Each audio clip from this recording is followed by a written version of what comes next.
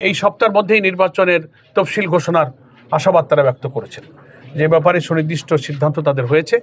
আশা করা যায় এই সপ্তাহখানেকের মধ্যেই তারা নির্বাচনের তফসিল ঘোষণা করবেন এবং according to their commitment before Ramadan এই জাতীয় নির্বাচন হবে, সেই মর্মে তারিখ তারা সুনির্দিষ্ট করে ঘোষণা করবেন। 18 কোটি মানুষ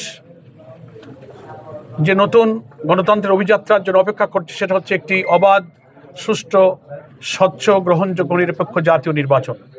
সেই নির্বাচনের সুনির্দিষ্ট তারিখ ঘোষণা, এটার জন্য জাতি অপেক্ষা করছে। নির্বাচনের ঘোষিত যে টাইম লাইন, আসন্ন রমজানের পূর্বেই নির্বাচন করার ব্যাপারে যে জাতির কাছে সরকার এবং পলিটিক্যাল পার্টি স্টেক হোল্ডার আমরা যারা কমিটেড,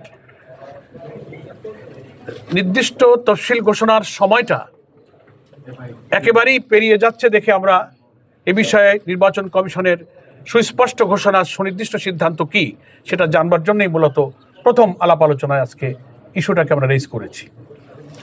এরপরে আমাদের মধ্যে আলোচনায় স্থান পেয়েছে ভোট কেন্দ্রগুলোতে বিজিবি সেনাবাহিনী মোতায়েন, ভোট কেন্দ্রের নিরাপত্তা প্রসঙ্গ, মাঠ প্রশাসনের নিরপেক্ষতা, যেটাকে আমরা লেভেল প্লেইং ফিল্ড বলছি। প্রশাসনের কর্মরত বড় বড় কর্মকর্তা এবং ইলেকশনের সাথে রিলেটেড অফিসারদের নিরপেক্ষতা নিয়ে যেসব প্রশ্ন উঠেছে সেটা আলোচনার বিষয় ছিল।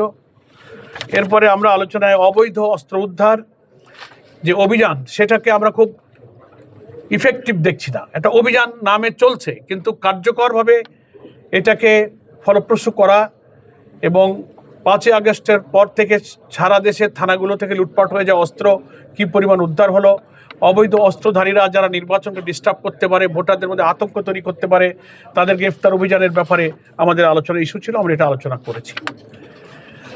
আর একটা ইম্পর্ট্যান্ট ইস্যু ছিল প্রবাসী ভোটার যারা এবার ভোট দেওয়ার জন্য সারা দুনিয়াতে প্রায় 1.25 কোটি ভোটার বা তার বেশি রেজিস্ট্রেশন হচ্ছে।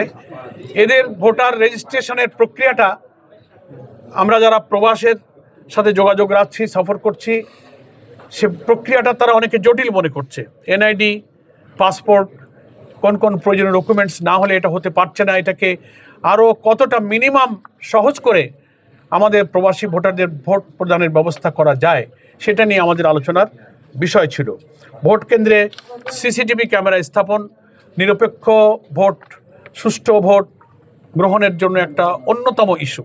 এটা আমরা আগেও জামাত ইসলামীর পক্ষ থেকে কয়েকবার দৃষ্টি আকর্ষণ করেছি। ওনারা কথা দিয়েছিলেন, ওনারা বলেছিলেন এটা একটা কস্টলি ইস্যু। আমরা এ ব্যাপারে সরকারের প্রচুর অর্থ বিভিন্ন কাজে ব্যয় হয়। আমরা বলেছিলাম যে একটা জাতীয় নিরপেক্ষ নির্বাচন গণতন্ত্রের, দেশের শান্তি শৃঙ্খলা, নিরাপত্তা এবং নির্বাচিত জনপ্রতিনিধির কাছে ক্ষমতা হস্তান্তরের জন্য এর চেয়ে গুরুত্বপূর্ণ আর কিছু হতে পারে না। এখানে অর্থ ব্যয় করা প্রয়োজনে অনেক ডোনার এজেন্সি, ডোনার কান্ট্রির কাছে সহযোগিতা চাওয়া যায়। আমরাও কিন্তু এই সমস্ত ব্যাপারে অ্যাপ্রোচ করেছি বিভিন্ন জায়গায়। তো সেই সিসিটিভি ক্যামেরা স্থাপন সম্পর্কে এগুলো আমাদের মধ্যে আলোচনার বিষয় ছিল। এবং আইন শৃঙ্খলার যে মাঝে মাঝে গুরুতর অবনতি আমরা দেখছি, একটা দলের সবার উপরে অন্য দলের হামলা, ইভেন নারীরাও তাদের ভোটের কাজে, ভোটার সমাবেশে, গণসংযোগে গিয়ে তারাও নির্যাতিত, নিপীড়িত হচ্ছে, হামলার শিকার হচ্ছে, আহত হচ্ছে। এই সব পরিস্থিতি নিয়েই আমরা মূলত নির্বাচন কমিশনকে এখনই সিরিয়াস না হলে তফসিল ঘোষণার পর নির্বাচন কতটা সুষ্ঠু হবে, কি কি আশঙ্কা আছে, কীভাবে ওনারা চ্যালেঞ্জ ফেস করবেন, সে ব্যাপারে ওনাদের কী গৃহীত ব্যবস্থা, কী পদক্ষেপ ওনারা নিচ্ছেন, সুনির্দিষ্ট সুস্পষ্টভাবে সেগুলো বুঝবার জন্যই মূলত আজকে আমরা 6 সদস্যের এই প্রতিনিধি দল বৈঠক করেছি। এই সপ্তাহের মধ্যেই নির্বাচনের তফসিল ঘোষণার আশাবাদ তারা ব্যক্ত করেছেন, যে ব্যাপারে সুনির্দিষ্ট সিদ্ধান্ত তাদের হয়েছে। আশা করা যায় এই সপ্তাহখানেকের মধ্যেই তারা নির্বাচনের তফসিল ঘোষণা করবেন এবং according to their commitment before Ramadan এই জাতীয় নির্বাচন হবে, সেই মর্মে তারিখ তারা সুনির্দিষ্ট করে ঘোষণা করবেন। এটাই মেইনলি আমাদের আজকের ডেলিগেশনের আলোচনার মূল প্রতিপাদ্য ছিল। লেভেল প্লেইং ফিল্ড সম্পর্কে নিশ্চিত করতে পারেননি এবং পারেননি যে বিদ্যমান প্রশাসনিক অবস্থার কিছু তথ্য প্রমাণ স্পেসিফিক আমরা ওনাদের সামনে তুলে ধরে বলেছি যে এই অবস্থা থাকলে এটাকে আমরা লেভেল প্লেইং ফিল্ড হিসেবে গ্রহণ করব না, সুনির্দিষ্টভাবে আপনাদেরকে পদক্ষেপ নিতে হবে। এবং after declaration of schedule election কমিশনের কাছেও সব এখতিয়ার চলে আসবে প্রশাসনকে যথাযথভাবে নিরপেক্ষ রাখা, প্রয়োজনে রদবদল করা। এখন তো একটা প্রশাসনিক রদবদল হয়েছে, যদি এটাও আমরা উল্লেখ করেছি যে আমরা যদি দেখি যে তফসিল ঘোষণার পর কোনো কর্মকর্তা খুব নগ্নভাবে তার নিরপেক্ষতা ভঙ্গ করছেন, আমরা এগুলো আপনাদের নোটিশে আনবো। ওনারা কথা দিয়েছেন যে শুধু সুনির্দিষ্টভাবে আমাদের নোটিশে আনলে আমরা তাৎক্ষণিক পদক্ষেপ গ্রহণ করব।